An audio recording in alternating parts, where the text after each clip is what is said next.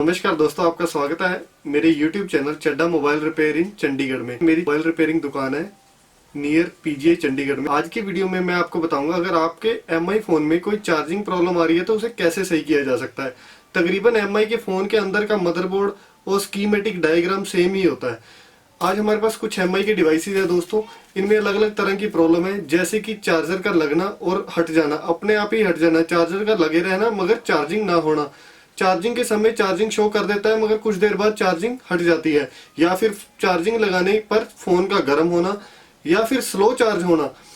कई बार एमआई के फोन्स में ये भी प्रॉब्लम आती है कि चार्जर लगाने के बाद आपके चार्जर की लाइट बंद हो जाती है। इस वीडियो के जरिए मैं आपको बताने की कोशिश करूंगा कि इन प्रॉब्लम्स को कैसे सही किया जाता है। तो चलिए जल्दी से शुरू करते हैं। तो चलो दोस्तों, अब इसे शुरू करते हैं। हमारा वहाँ पर चार्जर लगा हुआ है देखो, और उसकी डाटा केबल यहाँ पर आई हुई है और इसके यहाँ पे इंडिकेटर लगा हुआ है। अब जैसे ही हम इस चार्जर को इसके अंदर लगाते हैं दोस्तों, तो देखो हमारी लाइट बंद हो जाती है, यानी कि इंडिकेटर बंद हो जाता है। जैसे हम बाहर निकालते हैं तो चल पड़ती है, यानी कि इसके अंदर शॉर्टेज है। निकालते ही चल पड़ती है और चार्जर लगाते ही हमारा चार्जर ऑफ हो जाता है। तो चलो जल्दी से इसे ओपन कर लेते हैं।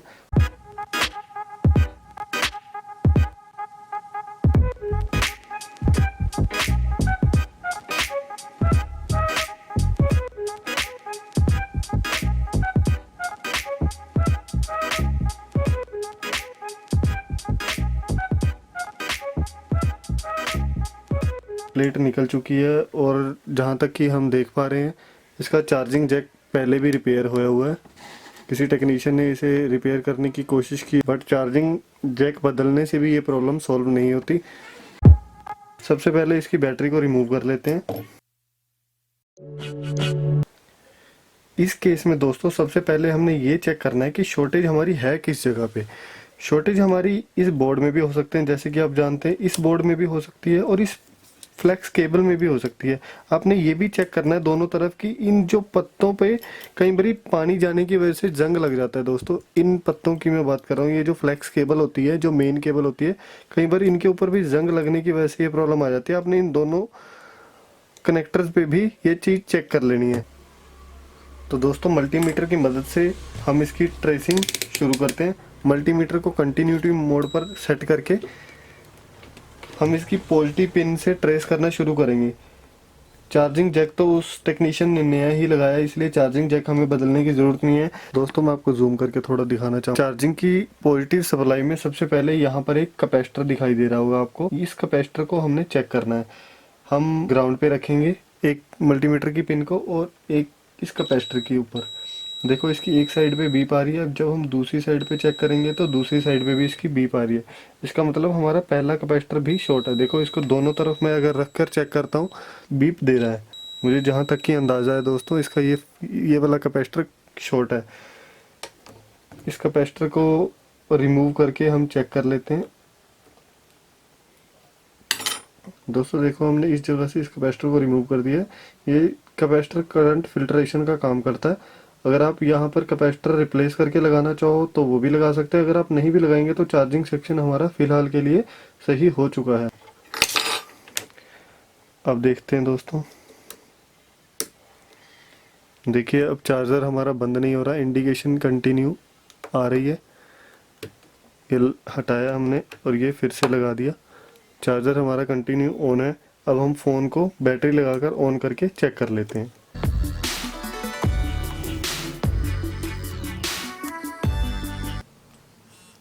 तो देखिए दोस्तों, अब जैसे हमने चार्जर लगाया हमारे चार्जर की लाइट बंद नहीं हो रही और यहाँ पर चार्जिंग डिटेक्ट हो गई है। एमआई का लोगो आ चुका है। हमने पावर की को प्रेस नहीं किया, प्रॉपर चार्जिंग शुरू हो चुकी है। 2% चार्जिंग शुरू हो चुकी है। तो दोस्तों अब ये वाला एक फ़ोन है। इस फ़ोन में क्या इशू है, जैसे हम चार्जर लगाते हैं चार्जिंग इसकी भी लाइट बंद हो जाती है मगर फ़ोन काफ़ी ज़्यादा गर्म होने लग जाता है। दोस्तों कस्टमर का बताना है कि कुछ टाइम पहले ये बहुत स्लो चार्ज होता था, उसके बाद से ये प्रॉब्लम आनी शुरू हो गई है। तो चलिए जल्दी से इसे भी चेक कर लेते हैं।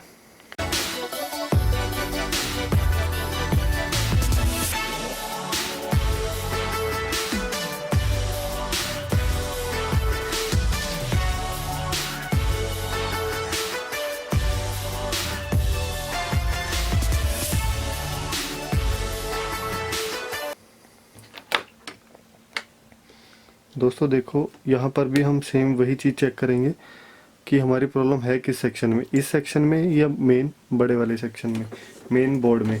तो देखो दोस्तों, हमने जैसे ही चार्जर लगाया लाइट दोबारा से ऑफ हो गई है। अब हमें ये चेक करना है कि इसके अंदर भी कोई मॉइस्चर वगैरह तो नहीं है। तो देखो सबसे पहले ये पत्ते चेक करने हैं, जैसे कि मैंने पहले भी बताया इन पत्तों पर कोई भी मॉइस्चर या फिर जंग नहीं लगा होना चाहिए। तो अब हमने ये चीज़ चेक करनी है कि हमारी इस बोर्ड में प्रॉब्लम है या आगे प्रॉब्लम है। उसके लिए हम यहाँ पर लगे हुए कैपेसिटर को चेक करेंगे दोस्तों।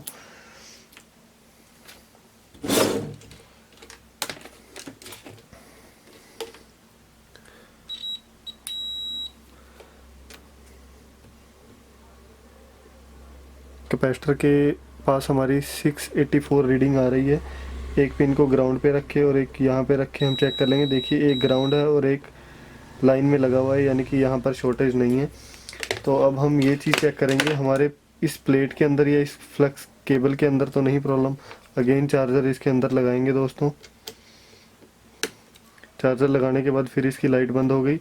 अब ये चेक करने के लिए प्रॉब्लम इस सेक्शन में है उस सेक्शन में है, तो हम यहाँ से इस पत्ते को डिस्कनेक्ट कर देंगे। देखिए जैसे हमने ऊपर वाला पत्ता डिस्कनेक्ट किया दोस्तों, तो हमारे इसमें चार्जिंग लाइट शो हो गई, यानी कि हमारा नीचे वाली प्लेट बिल्कुल सही है।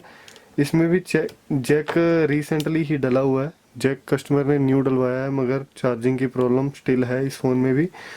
तो अब हम इस पार्ट की जगह इस पार्ट में चेक करेंगे भी क्या प्रॉब्लम है। इस फ़ोन में ज़्यादातर ऑडियो आईसी के पास वाली जो डायोड होती है दोस्तों, ये वाली डायोड, इसमें प्रॉब्लम होती है। मैं आपको जूम करके चेक करवाने की कोशिश करूँगा। देखिए जो ये हमारा चार्जिंग कनेक्टर है, इसके यहाँ पर वी चार्ज लिखा हुआ है, ये वी चार्ज की पिन है। वी चार्ज की पिन के पास ही ये जो डायोड होती है, कई बार इसमें भी प्रॉब्लम होती है। तो हम इस डायोड को चेंज करके चेक करेंगे कि हमारी प्रॉब्लम सही हुई या नहीं। अगर आप चाहें इस डायोड को रिमूव करके भी अपनी प्रॉब्लम को सॉल्व कर सकते हैं, अगर आपके पास कोई और बोर्ड स्पेयर बोर्ड अवेलेबल नहीं है या फिर डायोड अवेलेबल नहीं है। मगर मोस्टली ये नॉर्मल फ़ोन्स में भी डायोड मिल जाती है दोस्तों। तो सबसे पहले डायोड चेंज करने के लिए हमें पूरी पीसीबी को ओपन करना होगा। ओपन कर लेते हैं जल्दी से और इस डायोड को चेंज करके चेक करते हैं कि क्या हमारी प्रॉब्लम सॉल्व होती है। कई बार दोस्तों जब फ़ोन स्लो चार्ज हो रहा हो तब भी यही प्रॉब्लम होती है। यहाँ पर डायोड के आसपास जंग लगा होता है।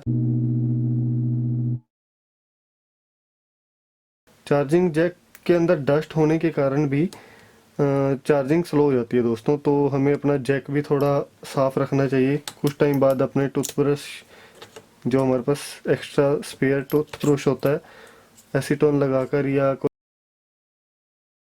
हल्का सा पेट्रोल लगाकर भी उसे हम साफ़ कर सकते हैं।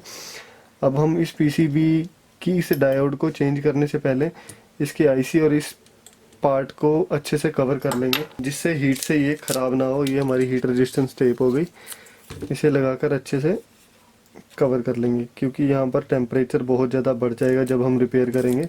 हम नहीं चाहते कि इसके आसपास के कंपोनेंट्स जल जाएं या ख़राब हो जाएं।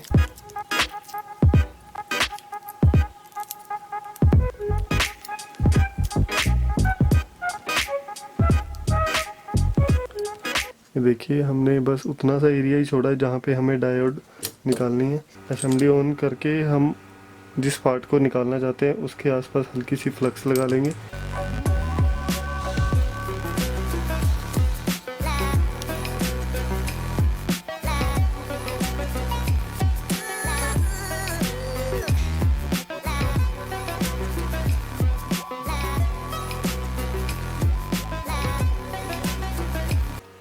देखिए दोस्तों, ये डायोड निकल चुकी है इसमें से।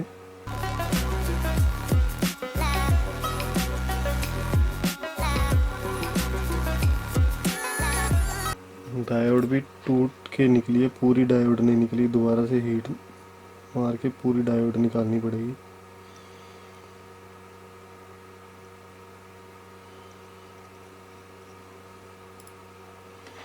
ये देखिए दोस्तों, इसके दो टुकड़े हो चुके हैं डायोड के, यानी कि ये गर्म होकर बर्न हो चुकी होगी, तभी इसने फ़ोन को शॉर्ट किया हुआ था ऊपर वाले मेन बोर्ड को।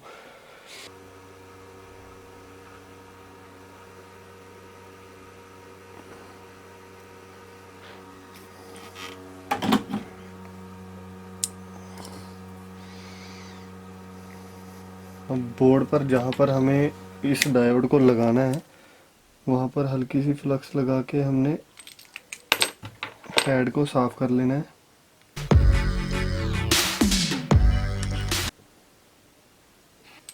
डायोड रखने से पहले हम वहाँ पर थोड़ी सी और फ्लक्स लगा लेंगे, फिर एसएमडी की मदद से डायोड को वहाँ पर फिक्स कर देंगे।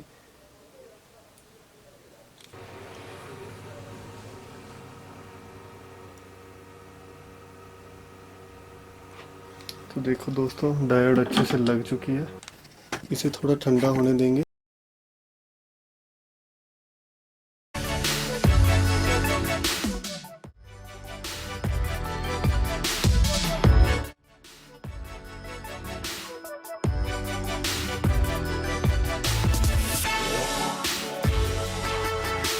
अगर डायोड की प्रॉब्लम होगी तो आपकी भी प्रॉब्लम यहीं पर सॉल्व हो जाएगी। देखिए हमारा इंडिकेशन अब बंद नहीं हो रहा है, चार्जर हमारा कनेक्टेड है और वहाँ पर भी चार्जिंग का इंडिकेशन आ चुका है। चार्जिंग 1% उठा ली है इसने, यानी कि ये चार्ज होना शुरू हो चुका है। प्रॉब्लम हमारी इस डायोड की ही होती है। ये ऑडियो आईसी की इस सेक्शन के बिल्कुल पास में ही लगी होती है दोस्तों, जहाँ पर हमारा ये पत्ता लगता है उसके बिल्कुल पास में। ये डायोड को चेंज करना सही रहता है, नहीं तो दोबारा से ये प्रॉब्लम आ सकती है या हमारा मेन चार्जिंग आईसी भी ख़राब हो सकता है।